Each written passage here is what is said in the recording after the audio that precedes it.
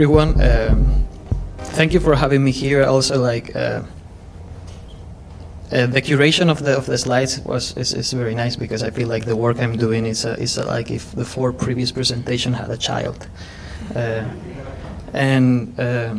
Yeah, we're going to talk a little bit more about creasing, and you'll see all the shared visions I have with many of the previous talks.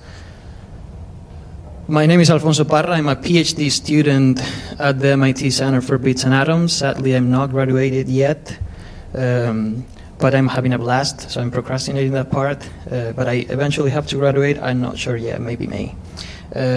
This is at MIT. The director is Neil Gershenfeld. And as you can see, I am very interested on folding, mostly large-scale stuff, mostly non-paper materials, although folding paper is a very sketch process oriented. And today I want to share with you what I consider very important. Is about like how a combination of folding and discretely assembly can enable the realization of architected materials across 3 different scales that we will go from millimeters to meters to the dozens of meters. And allow me to start from the back, like why discretely assembly and discretely assembly. This audience is very much educated on mechanical metamaterials. We will go super fast. Mechanical metamaterials, those man-made materials that show properties that are impossible to find in nature. And most of them follow cellular solid approaches. We saw in the keynote yesterday how, since the atoms to monolithic materials, geometry is governing with local rules, global properties.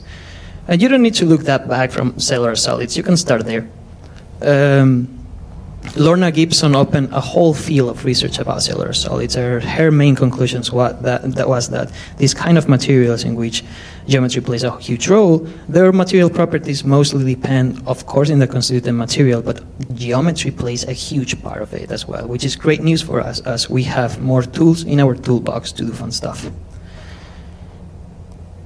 But of course, there's always a caveat, and the problem is that the challenge is to manufacture them at scale. And this is important at scale because of course, additive manufacturing came with the premise that I'm going to solve complexity, which is a partial lie, as it's solving complexity in your volume printing.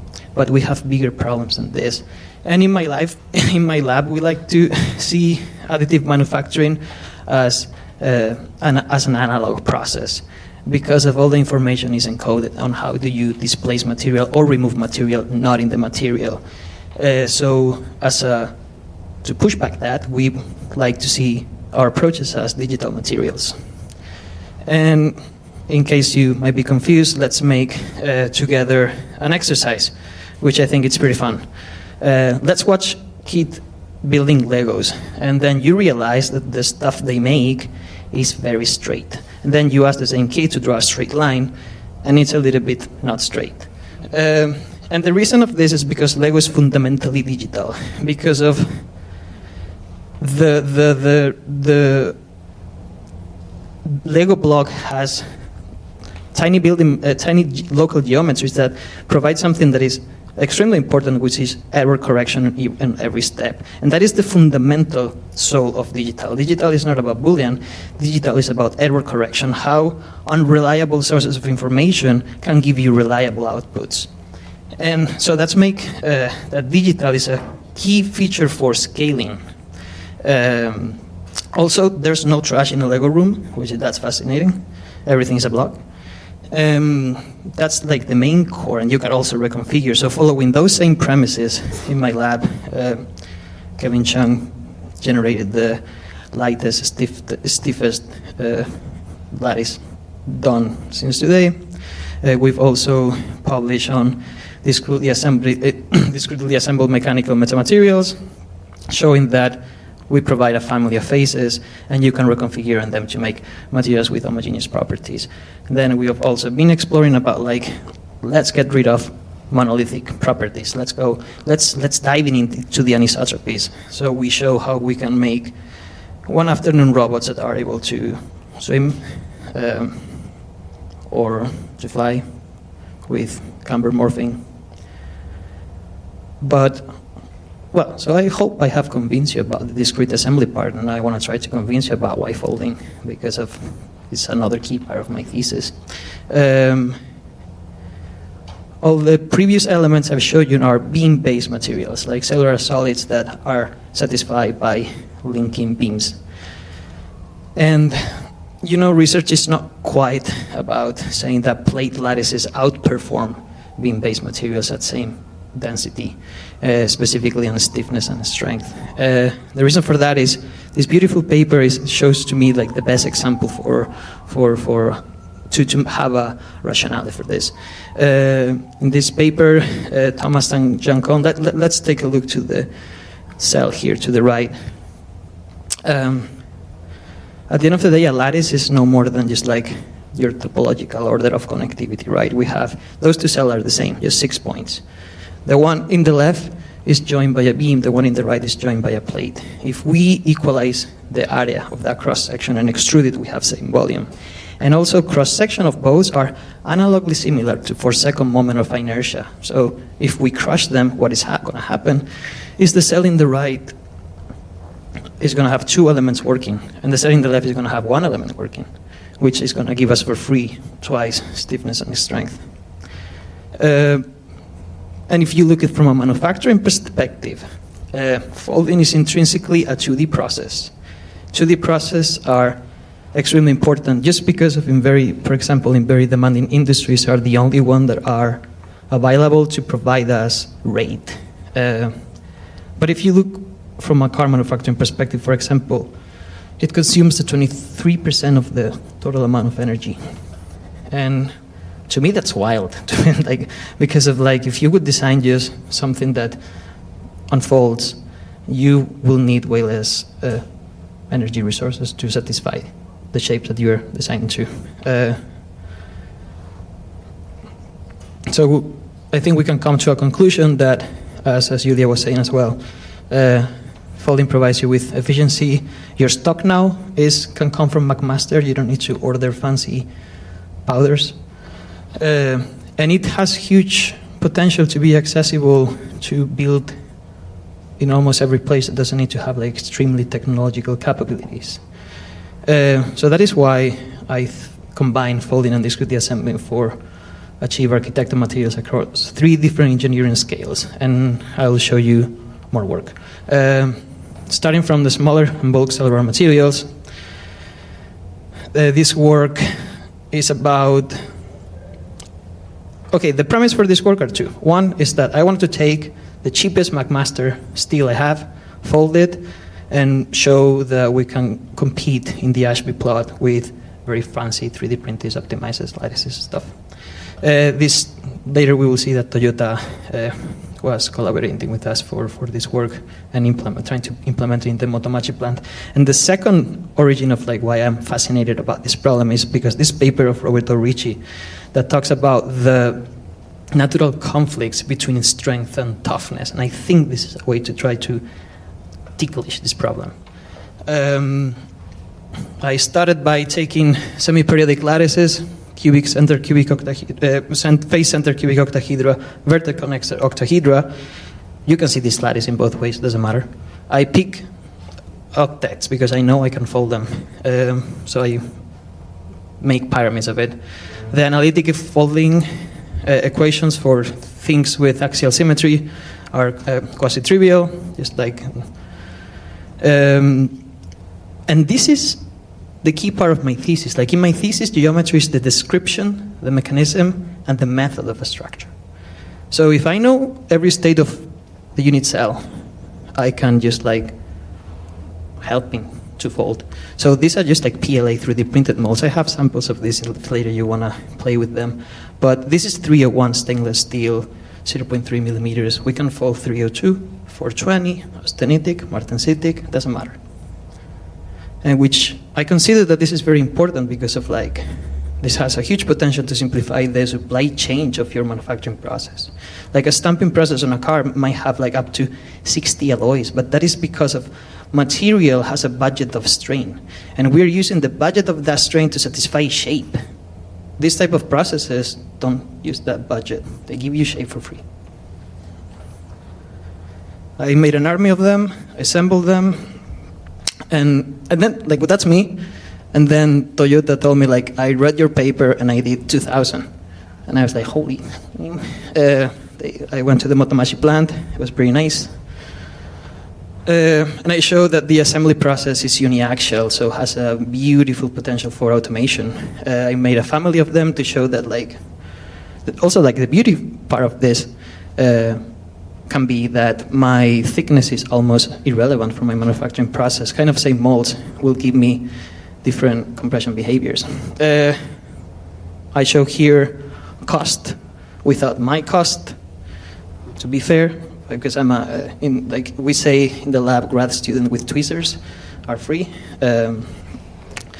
But what I'm trying to say is that it only has 20 bucks of steel from McMaster, and we all know that McMaster is not cheap. We show that I love McMaster, by the way, disclaimer. Don't get very confused. I show that if you will try to simulate this, will be a nightmare. So why don't we simulate one, apply 3D printed boundary conditions, and just keep going, which we do that. And as my engineer side, love projections. I don't want to have one simulation. This conference has been about like one engineer simulating 1,000. This is exactly that. Because later, for some projects you're going to see later, I might need like around 600 of megapascal at 0.015 relative density. So I get my candidate B4 and has some folding patterns. I fold it at assemble, and we show that it reliably simulates. So the goal was to get cheap steel and make it perform well. So we're in a pretty sweet spot in the Ashby plot, and let me walk to you here. These are scaling laws. Different cellular solids will scale depending of if they're beam base, plate base. Even if you put the worst scaling law, we're still scaling pretty well into the region that Rachel, I think, was commenting. This is for stiffness. This is man-made lightweight materials, and there was an island there, and so I put there a gift for the people to grab. This is for strength. And this was some of the uses that was to protect that green seismometer. Seismometer really needs to be protected because they need to measure very tiny movement, but this project needs to be launched from an airplane, which is, not a good idea. So the foam will protect everything. And something that fascinates me as well is that if you go dynamic, 30 minutes, good. If you go dynamic and you are into a crash event, the plot of your force is that you're going to get a peak force, then you're going to have a plateau, and then you're going to have compactation. What kills you is the peak force. In this work, I show that I can control peak forces, and I can control plateau. Compactation is for free, and that's actually kind of good.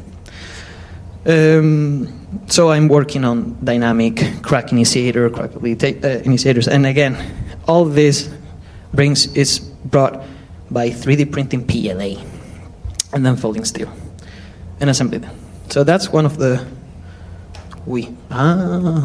I'm activating the videos every time I click. My bad. We jump into a larger scale. Let's go to the meters.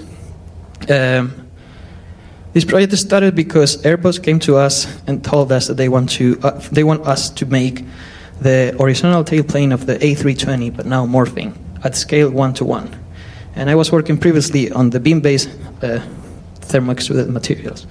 And I started to increase the beam thickness up to the point that this was not a cellular solid anymore, which is, to me, funny.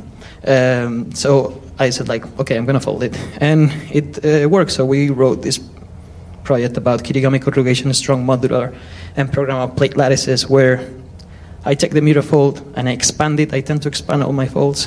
I show analytical solutions for everything. And of course, we discretely assemble them. But the caveat of like and it showed, like, for example, the static performance of this is pretty good. 60 kilonewtons, I check on ChatGPT, has an analog approximation to be 6 to 7 horses. So it performs really well, and weighs 250 grams, by the way. But the key part, the thing I love, is that If you break locally the Maxwell stability for criteria and you go from stretch dominated to bending dominated, you induce bending stiffness anisotropies. And that's fantastic, because now you can make robots. So we made a bunch of tentacles and this kind of robots as well with this work. And the last of the projects I will show you will be on the architectural scale. One of the benefits of being a grad student is that people tell you, you want to come this summer to work with me in this lab? And you say yes. So Tomohiro told me to go to University of Tokyo last summer, and of course I say yes. And I was playing with mostly run-rest tessellations. And it's a huge, beautiful candidate to go to the architectural scale. This work is done with Ricardo Foschi, Rupert Maliker, Tomohiro Tachi, and Neil. And the key part of this concept is like, if you take a tripod, a run-rest tripod, and you make a funky unit cell by mirroring and twisting half of its period, when you assemble on these three main properties, you made effectively a structure that is an hexagonal woven beams. That's very pretty, and you preserve your constant second moment of inertia. And you can then numerical approximate them for surfaces.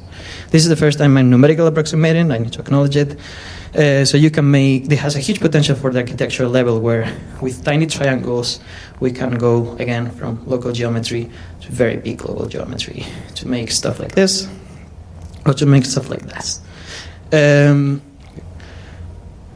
So here, the key part, I think, is that as a designer now, you also have control of your cross-section, which is directly bending stiffness. So like you keep embedding information, local information in your unit cell at same cost of manufacturing. And the last project I will show is just a deviation of my work just for fun. With friends, I apply for some grant to make an exhibition of our work. They say that if you're gonna make it pretty, make it red. If you're gonna make it red, make it shiny. And if you're gonna make it shiny, make it big. And I really don't like red. So I went very big and very shiny. And these are the works, like I've been using tools from friends like Clara Mundilova, my own tools, and then showing that folding and discretely assembly can realize architectural scale structures in almost an afternoon. So we designed this, like this ball is an icosahedron, by the way, in a weird way. Then this is my favorite closed polyhedra, the just an icosahedron. And this is some 7-meter tower. Everything is aluminum. So if anything of this resonated to you, and you happen to come to Boston, I'm teaching a workshop with a bunch of structural origamis friends on November 16 and 17 in my shop, which we have a lot of machines. It's going to be very fun. I would recommend you if you can assist. I don't know how many people has inscribed. We have a limit of 15 people, but it's going to be fun. So thank you so much. I'll see you around. To see the full recording of this and previous presentations, as well as information about future CDFAM events, visit cdfam.com.